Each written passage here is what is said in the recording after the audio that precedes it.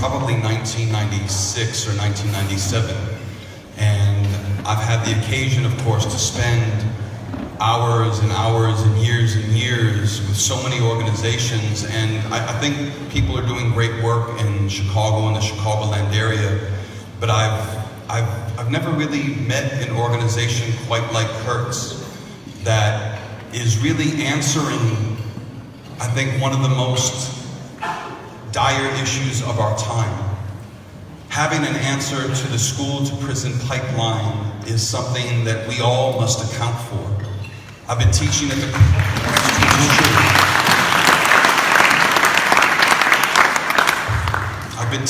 the Cook County Juvenile Detention Center since 1997 and in prisons across the country since 1999.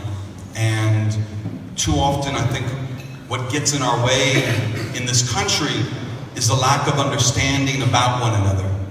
I think we are intentionally kept apart. We are intentionally segregated.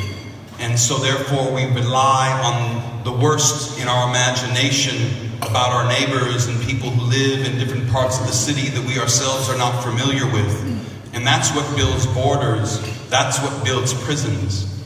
And I think part of why I've been so impressed with the work of Curt's Cafe is that this is a place that brings people together across every imaginable boundary that typically, historically, has kept us apart. And it brings us together in a space where you could have a warm cup of tea, where you could get to learn about one another, regardless of who you are, regardless of where you come from. And I think if we are going to build a better country, Curt certainly contains one and maybe many of the answers that will get us there.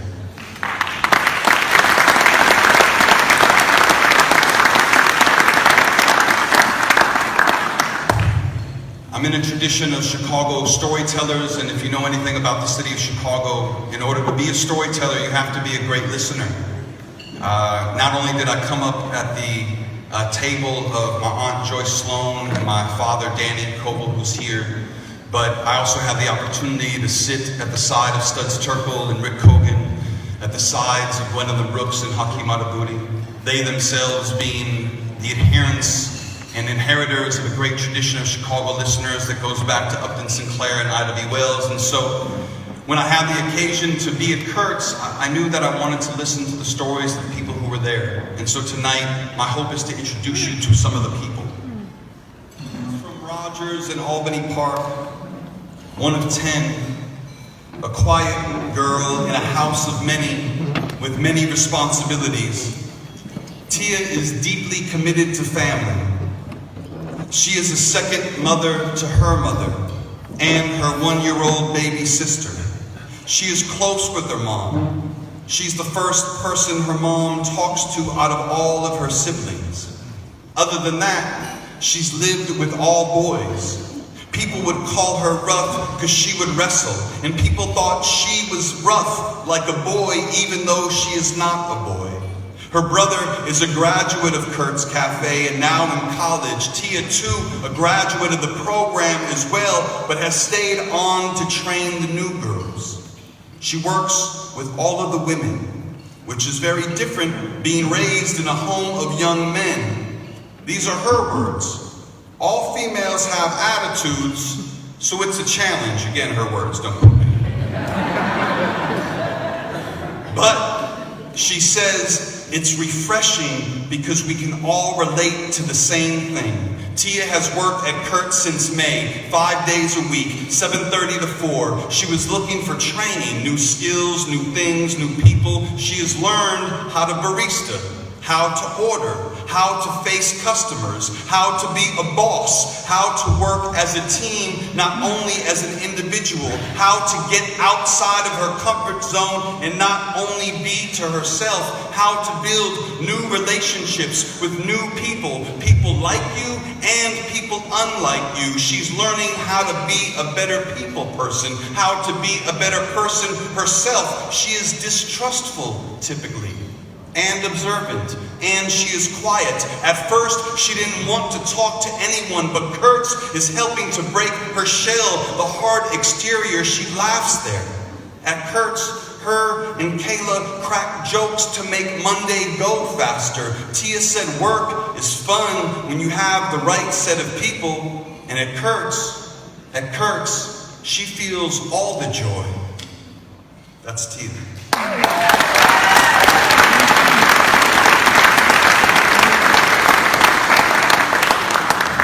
This is Marquise. Marquise is 17 years old and from Evanston. He went to Haven Middle School and now goes to ETHS. He runs track, the 100 and the 200 and the 400 meter relay. He was the conference champ in the 200 his sophomore year. He runs as if propelled out of a cannon. He runs as if he were running from someone or something.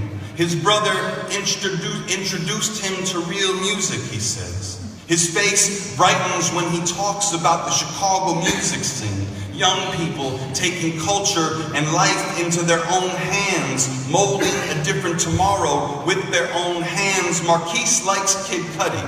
Says Kid Cudi is different. Marquise is different. He wants something other than the norm.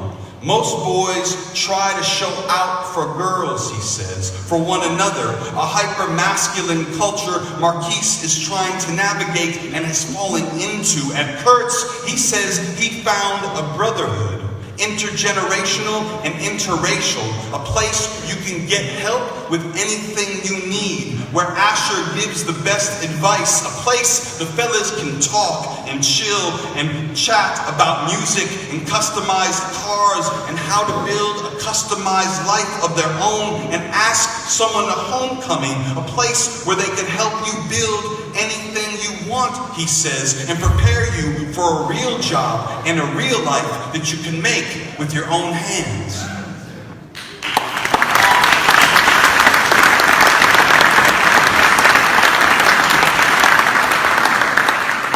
So I spent a few mornings and a few afternoons at Curt's, and I went with a colleague of mine, a young photographer and videographer named Sina, and we spent some time at with the Girls Cafe, right? And I don't know if you guys have been there, right? One of the stars of this film is in the audience. So you will get to know her, and you also get to know a crew that hangs out there regularly called the Romeos. Some of them are in the building as well, I think. These are retired old men eating out. They're superstars of Curt's Cafe.